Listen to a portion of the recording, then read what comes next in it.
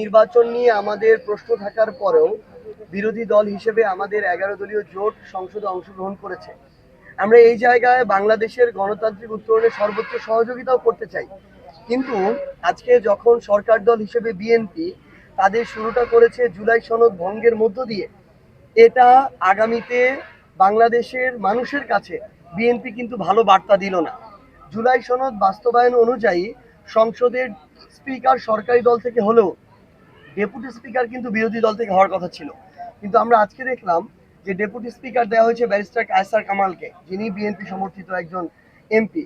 তো সেই জায়গা থেকে আজকে প্রথম দিন থেকে ইভেন আপনারা দেখবেন যে আজকে স্পিকার এবং ডেপুটি স্পিকারকে শপথ পড়িয়েছেন ফ্যাসিস্ট সরকারের রাষ্ট্রপতি।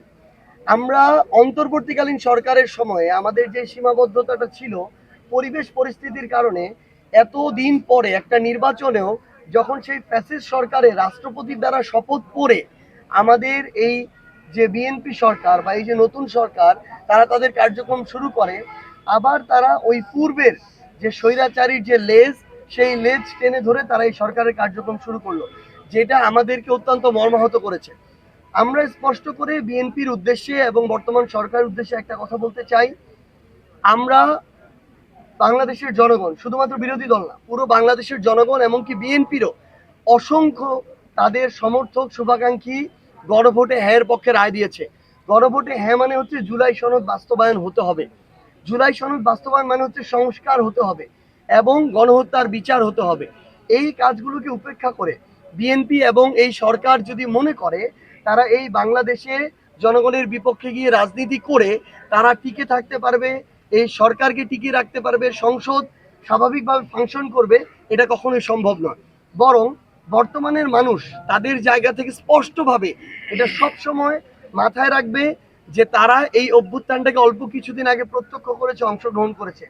কেউ যদি কোনো একটা দল যদি তাদের দলীয় স্বার্থ বাস্তবায়ন করতে চায়, আবার ক্ষমতার মোহে ডুবে স্বৈরাচারের পথে হাঁটতে চায়, তাহলে বাংলাদেশের জনগণ এবং আমরা বিরোধী দল একসাথে ঐক্যবদ্ধভাবে তাদেরকে প্রতিরোধ করব।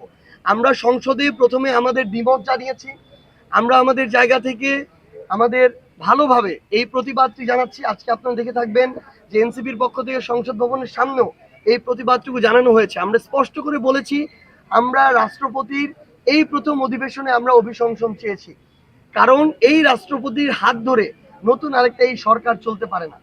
তো এখন আমাদের এই রাষ্ট্রপতির অভিশংসন, জুলাই সনদের বাস্তবায়ন, গণহত্যার বিচার এবং আমাদের ভাই শরীফ ওসমান হাদি ভাইয়ের হত্যাকারীদেরকে ভারতে ধরা হয়েছে, দ্রুত সময়ে বাংলাদেশে নিয়ে এসে তাদের মৃত্যুদণ্ড কার্যকর করা, এই কাজগুলো যত দ্রুত এই সরকার করবে ততই এই সরকারের জন্য সেটা ভালো।